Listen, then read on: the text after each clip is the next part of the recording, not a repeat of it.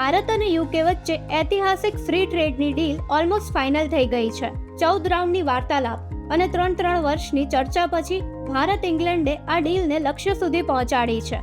આ ડીલથી 99% tariff lines પરથી ડ્યુટી હટાવવામાં આવી છે.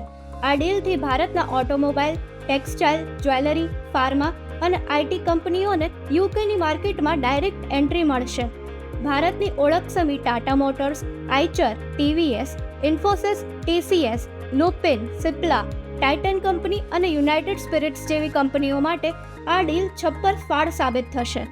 સાથે સાથે ઇન્ડિયન સ્કિલ્ડ પ્રોફેશનલ્સ માટે યુકેમાં નવા અવસરો ખુલશે, ખાસ કરીને આઈટી અને સર્વિસ સેક્ટરમાં.